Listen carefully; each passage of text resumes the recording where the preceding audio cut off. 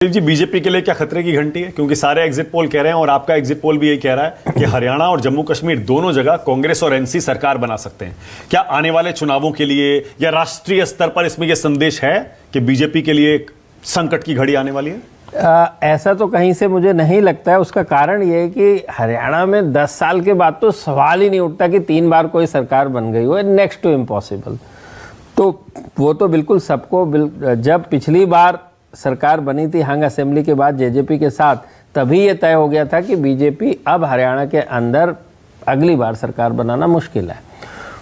और जम्मू एंड कश्मीर की बात कर लें तो जम्मू और कश्मीर एक ही राज्य में 2 राज्य की तरह से डेमोग्राफी है और उसी हिसाब से वोटर का पैटर्न है, उसी हिसाब से हिंदू और मुसलमान की कहानी है।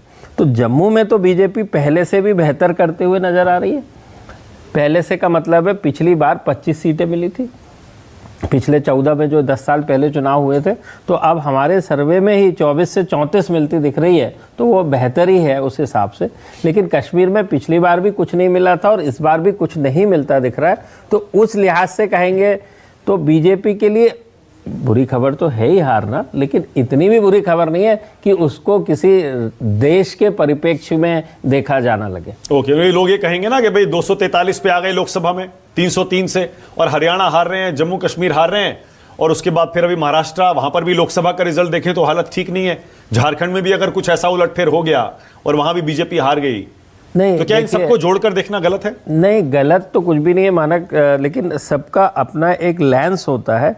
तो ये जो भी बात करी आपने कि लोग उसको देखेंगे महाराष्ट्र या 240 सीटें आ गई 303 से लोकसभा में, और उसके बाद हरियाणा और जम्मू एंड कश्मीर में यदि चुनाव हारते हैं बीजेपी, तो सवाल ये उठता है कि जो वोट देने वाले जो लोग हैं ना, वो एक जनमानस है, आम जनमानस है। तो उसके नज़रिए से आप देखेंगे कि कितनों ने पहले दिया था और अब कितनों ने दिया। तो उस हिसाब से, उस लिहाज से in total Jammu and Kashmir और हरियाणा दोनों को मिला के बात करें तो ऐसा कोई गिरावट नज़र नहीं आ रही है। देखिए, हार जीत तो हो सकती है, जैसे मैंने बताया कि जेजेपी साफ हो गई तो वो मिल गया।